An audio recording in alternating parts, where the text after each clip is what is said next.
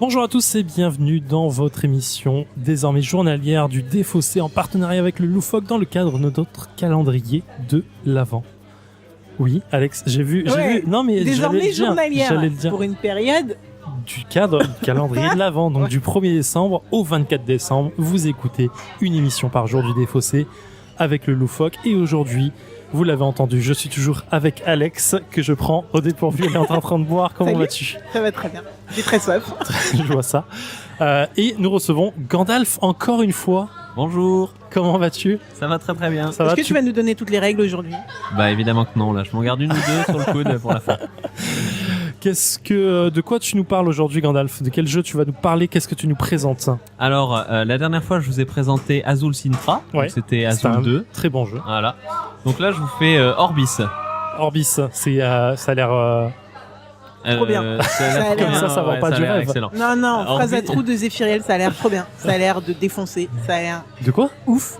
Orbis, mais attends, mais moi j'ai attendu ce jeu pendant tout le début de ce calendrier. Tu vois. Ah, Il y avait Everdell, il y avait Orbis, et j'ai dit qu'il y en avait un troisième tout à Shadow. l'heure. Et Shadows. Shadow. Voilà. d'accord. On va Donc moi, te j'arrête rappeler les tes, on va podcasts te rappeler maintenant. tes jeux préférés. Ok, Orbis. Donc si ça chauffe Alex, ça a l'air plutôt pas mal. Orbis, c'est qui, c'est quoi, c'est comment? Orbis c'est un jeu de Tim Armstrong. L'auteur, et c'est chez Space Cowboy, c'est un jeu de placement de tuiles à un temps donné, puisqu'on va tous jouer les uns après les autres et on va tous jouer une tuile par tour, et quand on aura placé toutes les tuiles qu'on doit placer, ce sera la fin de la partie. D'accord. Là, elle dit comme ça a l'air très rapide. Je suis toujours très rapide quand j'explique les règles, comme ça je vous dis pas tout. Ok, contexte du jeu. On joue quoi? Je crois qu'on joue des créateurs, non? On est des Exactement. gods, c'est un god maker. Et exactement, si vous regardez un petit peu le côté illustration design du jeu, vous incarnez un dieu qui va récupérer des petites îles sur lesquelles il y a des adorateurs, et vous payez les nouvelles îles que vous allez acquérir avec les précédents adorateurs que vous aviez acquis au tour d'avant. Attends. On sacrifie des gens pour acheter des gens. Exactement. C'est un Mais contexte. ouais, moi, C'est j'aime. un contexte. Moi j'aime. Ouais. On va Ok, c'est un peu bizarre. Dit comme ça, c'est un peu bizarre. Non mais c'est ça. Ok. Et voilà, il y a des conditions d'achat de tuiles, des conditions de pose de tuiles, et voilà, une tuile par tour. À la fin de la partie, on compte les points. Et on fait quoi? On fait une carte avec toutes ces tuiles ou pas? Oui, du tout en fait, vous allez faire une pyramide géante, une pyramide à base 5. D'accord. Donc 5, puis 4, puis 3, puis 2. D'accord. La tuile qui va être tout en haut va contenir éventuellement le dieu que vous voulez incarner. Donc il Mhm. n'y a pas d'obligation à prendre un dieu, mais c'est toujours bien parce qu'il donne des bons effets. Et voilà, donc c'est une pyramide base 5, en sachant que des tuiles ne peuvent jamais se trouver au-dessus de tuiles qui n'ont pas la même couleur. Ok, alors là, comme ça a l'air très Attends. très abstrait. Quand Redis-moi cette phrase. Ouais. Je l'ai mal dite. Il faut qu'une tuile d'une ligne supérieure Oui. touche une tuile inférieure. De la qui même soit couleur. Au moins une tuile inférieure de la même couleur. D'accord, C'est un ça peu paraît plus l'inverse, logique. non, ouais, du C'est coup. complètement l'inverse de ce que j'ai Très, dit. très bien. Ouais. Ça paraît Et plus est-ce logique. que les couleurs ont un impact? Oui, alors les couleurs ont un impact. Certaines couleurs vont vous permettre de faire des points selon certaines tuiles qui sont de telle ou telle couleur en dessous ou au-dessus. On va faire l'exemple un petit peu plus tard. D'accord, en fait, ça combotte, quoi. Exactement, il y a une mécanique de combo. Le principe du jeu, donc à son tour, on prend une tuile et on doit la placer sur notre territoire. Quand on prend une tuile, on doit payer son coût qui est tout en haut de la tuile, D'accord. en nombre d'adorateurs. Et Ah oui, donc là, par exemple, cette tuile, c'est une tuile rouge. En haut, elle a deux carrés rouges, donc je dois sacrifier 2 adorateurs Exactement. rouges. Ok. Exactement. Le problématique, c'est que vous commencez avec 0 adorateur. On est tous des noobs dieux. Voilà. On doit générer des adorateurs. Pour cela, quand on prend une tuile, il y en a certaines qui ont un coût de 0. Quand on prend ces tuiles-là, c'est celles qu'on va prendre au départ, dans tous les cas, toutes les tuiles, à chaque fois qu'on va les prendre, vont générer un adorateur sur les tuiles adjacentes orthogonalement à leur position et de D'accord. la couleur de cette tuile-là. Donc quand je prends cette tuile-là qui est blanche, je vais générer un adorateur blanc sur chacune des tuiles orthogonales. Très Et bien. donc la prochaine fois, si je prends cette tuile-ci, je vais prendre l'adorateur blanc qui était dessus, donc ça va faire une ressource supplémentaire. Et en même temps, je vais générer un D'accord. adorateur rouge Rouge sur sur les cette tuiles qui tuile-ci, le touchent. celle-là et celle-ci. D'accord, ok. Donc au fur et à mesure de la partie, le plateau constitué de tuiles va se trouver plein d'adorateurs. Ces adorateurs qu'on prend en même temps qu'on prend les tuiles, on peut s'en servir pour payer des nouvelles tuiles ou payer immédiatement la tuile qu'on prend avec. Ok.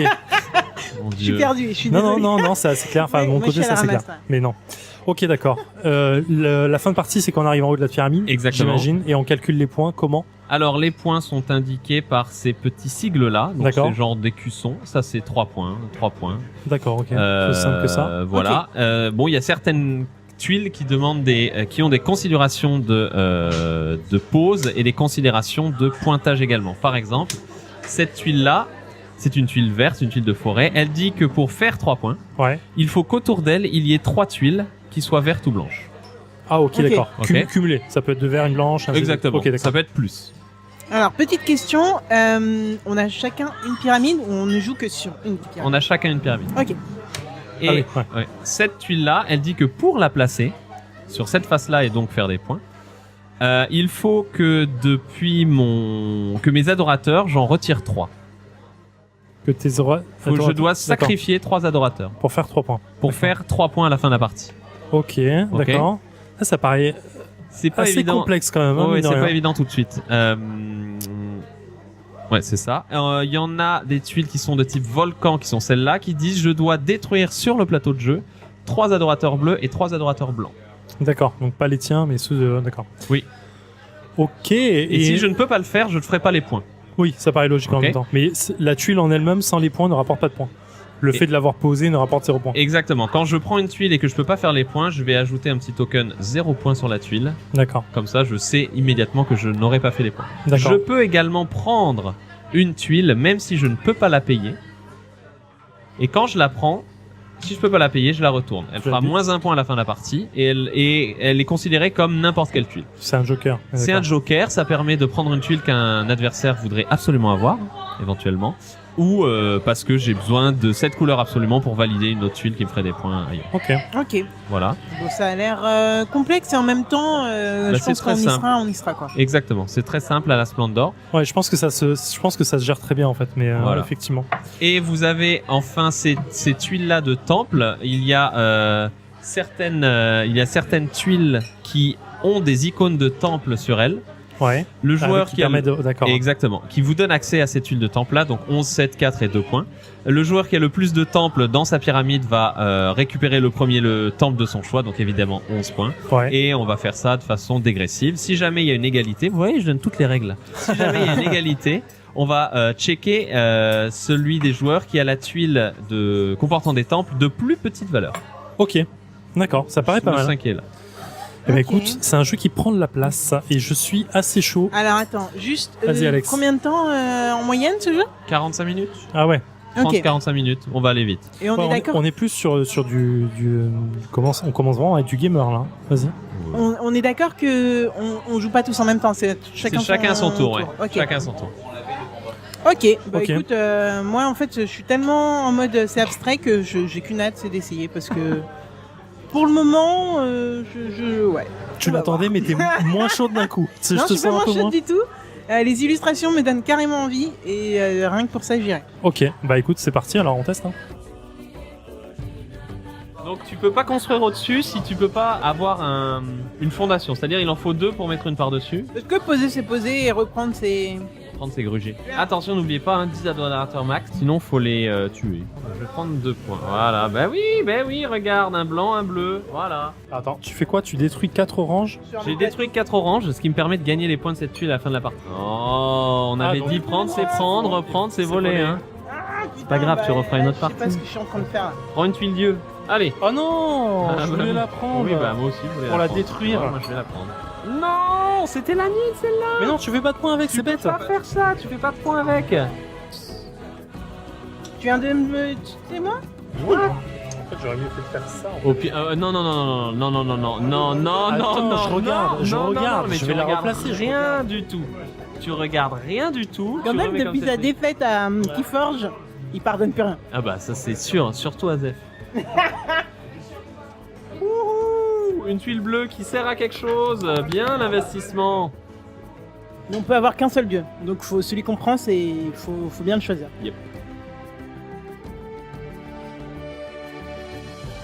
Et nous sommes de retour sur le défaussé après une partie de 43 minutes,27 de Orbis. avec David qui était encore avec nous, qui est encore sur Paris, qui n'a pas de micro mais qui est là et qu'on embrasse. Alors Alex, cette partie de Orbis, qu'est-ce que tu en as pensé? J'ai beaucoup attendu ce jeu, comme je l'ai dit en première partie. Et en fait, j'ai pas détesté du tout. Par contre, j'ai pas apprécié. Ce qui veut dire que c'est une première partie très compliquée pour se mettre dedans. Moi, je savais pas du tout vers quoi j'allais. J'ai fait des erreurs très très basiques parce que, comme je l'ai dit en tout début, malgré les explications de Gandalf qui, franchement, étaient très très bien. Bah, j'ai pas réussi à adhérer à tout le concept dès le début, ce qui veut dire que j'ai loupé des choses comme des trucs super basiques comme bah oui, si ta base n'a pas toutes les couleurs, tu ne pourras pas mettre toutes les couleurs après. Et donc tu te retrouves bloqué aussi par le nombre par les couleurs des tuiles que tu poses directement, mais aussi par le nombre d'adorateurs que tu as. Et ça, je ne l'avais pas anticipé. Donc quand tu commences un jeu qui est avec une dynamique pyramidale, et là c'est le cas de le dire, sans avoir compris les bases. Tu fais des très bons jeux de mots, bravo. Ah, t'as vu, je viens de faillir là. Gandalf. Moi j'avais fait une première partie déjà de Orbis, mais j'avais mal fait le setup, ce qui fait que c'était pas du tout un jeu auquel je voulais rejouer. Ouais. Mais avec un setup normal. En fait, avec les bonnes règles. Oui, voilà, avec les bonnes règles. Il est quand même très intéressant. Il est très intéressant et plus profond que ce qu'on ne croit, exactement comme le décrit Alex, parce que il faut penser plus loin que juste ce que je construis à ce tour-là, et pour penser plus tard en termes, comme elle dit, de conception pyramidale. Et je pense qu'on est relativement tous passés à côté de ça, et on a fait probablement une partie qui est pas excessive en points. Oui, je pense pas qu'on ait dépassé énormément, enfin qu'on ait fait. Déjà, il y a un gap entre les gagnants, enfin les deux premiers de la partie et les deux derniers, sans vouloir. Gandalf a fait, 22 points, 22. Moi je suis à 27, et après on a un gap qui tombe dans la quinzaine, 15-16 points. Bon, je pense que du côté de la table, certaines personnes ont mieux compris le jeu que les autres.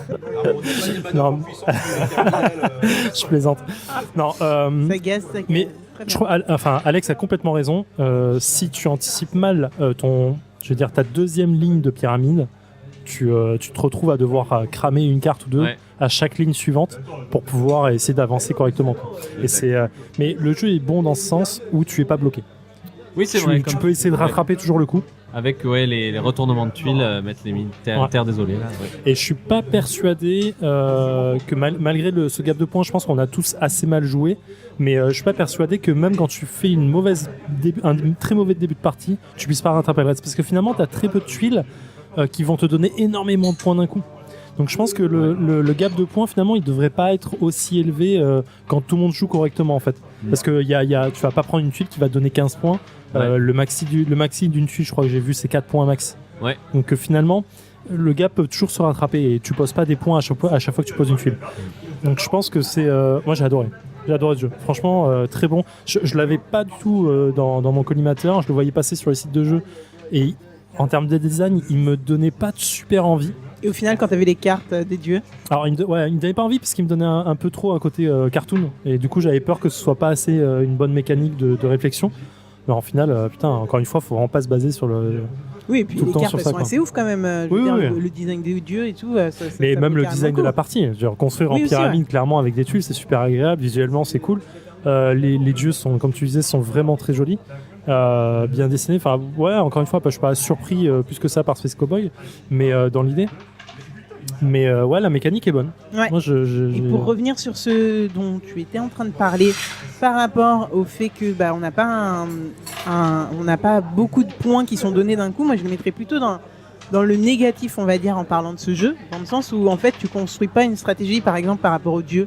T'as des dieux qui sont disponibles et qui peuvent te donner des points. Tu peux te dire je vais dans cette direction parce que je sais que ça va me donner des points, mais en fait ça te donne 3 points, ce qui est autant que certaines cartes basiques de ta pyramide. Ce que moi je trouve dommage, parce que du coup t'as pas c'est vrai que moi je me suis complètement merdé. Je suis à 15.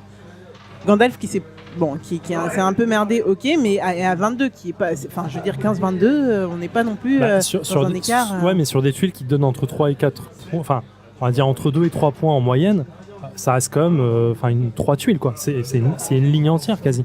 C'est comme il y a quand même un gap, quoi. Je suis pas convaincu du tout. Mais je comprends ce que tu veux dire sur les dieux. Je pense que dans l'idée, en fait, ils voulaient pas déstabiliser le jeu pour te donner une stratégie directe et te frustrer à la fin en disant ah putain j'avais pas vu que l'autre il construisait la même chose que moi et finalement à une tuile près il me vole un jeu et du coup j'ai pas de points.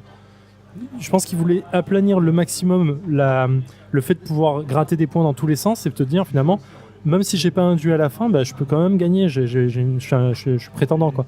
Tu vois, il y a que finalement les temples, plus tu cumules le temps plus tu as une chance de choper une tuile à la fin qui va faire de 11 à 2 points en passant par 7 et 5, je dis pas de conneries.